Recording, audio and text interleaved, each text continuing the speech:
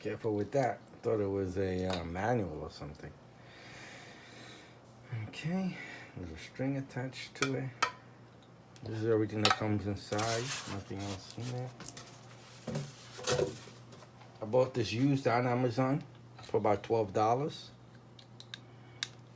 I guess this goes on top of here to put the pen on top of, and you could put it. So this is the easel of the desktop one I got, which I can write on. Just pretty cool. Again, used. It's nice. Very good condition. No scratches, no cracks, no nothing. Awesome. It works very well.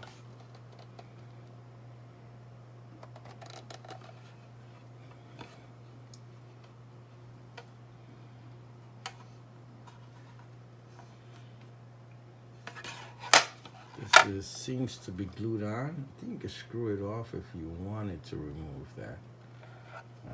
But I wouldn't remove it. Maybe if you wanted to. Yeah, it doesn't. It looks like it's glued on.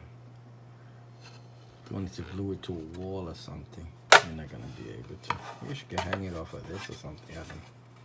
Yeah, I'm just gonna use it to put it on my desk and write on. It's nice. I like it very much. Okay, hope you liked the video. Thank you. Bye.